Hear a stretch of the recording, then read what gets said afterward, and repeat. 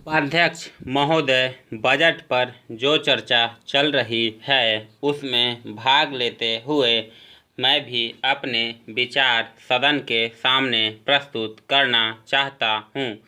इस पर विचार करते समय दो स्थितियों को हमें दृष्टि में रखना होगा। एक दृष्टि यह है कि किस स्थिति से हमारा देश गुजर रहा है, उसमें हमें क्या करना है, और दूसरी दृष्टि यह है कि भविष्य में देश को किस दिशा में ले जाना चाहते हैं। जब तक इन दोनों दृष्टिकोणों को सामने रखते हुए इस बजट को नहीं जांचेंगे, तब तक हम यह निर्णय नहीं कर पाएंगे कि यह जो बजट हमारे सामने रखा गया है वह देश की दृष्टि से उचित बजट है या नहीं। जब मैं इस समय की स्थिति को देखता हूँ तो मेरे सामने देश की संकटकालीन स्थिति आ जाती है। किस तरह से चीन और पाकिस्तान की तरफ से हमको खतरा है, किस तरह से वे देश पर हमला करना चाहते हैं और किस तरह से हमारी आपसी एकता को मिटाकर हमको लड़ाकर देश में देशद्रोह फैलाना चाहते हैं। इसके साथ ही साथ जब मैं पिछले बजट को सामने रखता हूँ तो मुझे यह कहना पड़ता है कि आज का बजट चाहे जिस स्थिति में भी रखा गया हो, बहुत सुंदर बजट है। एक ईमानदार कोशिश हमारे वित्त मंत्री महोदय ने इस बजट को तैयार करते समय की है, लेकिन एक राजनीतिज्ञ की दृष्टि से जब मैं देश के भविष्य की ओर देखता हूँ तो मुझे यह कहने में कोई संकोच नहीं होता है कि कोई विशेष समाधान इस बजट से नहीं निकलता। मैं जिस पार्टी से संबंध रखता हूँ उसका जो उद्देश्य है उसको सामने रखते हुए मैं यह कह सकता हूँ कि जो हमारे सामने आदर्श है वे सब आज ही पूरे नहीं हो सकते। हमारे वित्त मंत्री या हमारी सरकार आज ही सब कुछ नहीं कर सकती या स्वर्ग लाकर हमारे सामने खड़ा नहीं कर सकती, लेकिन फिर भी यह मैं अवश्य देखना चाहता हूँ कि हमारा देश आगे बढ़ रहा है या नहीं। जिस दिशा में हम आगे नहीं बढ़ रहे हैं उसे देखकर मुझे निराशा अवश्य होती है। जो प्रस्ताव कांग्रेस अधिवेशन में पास हुआ उसका मूलभूत विचार मैं आपके सामने रखना चाहता हूँ। वहाँ हमने यह निश्चय किया था कि वर्तमान पंचवर्षीय योजना खत्म होने तक देश की जनता की ज़रूरत की चीज़ें पूरी कर दी जाएंगी।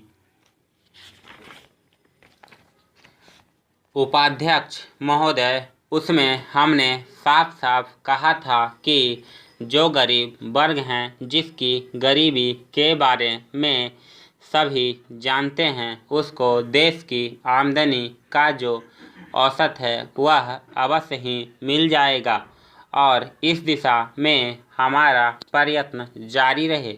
हमारा जो बजट है उसको जब तक अपनी आर्थिक व्यवस्था या अपने विचारों के अनुसार नहीं आंकेंगे तब तक उस ध्येय की पूर्ति नहीं हो सकती। यदि इस दृष्टि से अपने बजट को देखते हैं तो हम इसे न अधिक और न कम नंबर दे सकते हैं।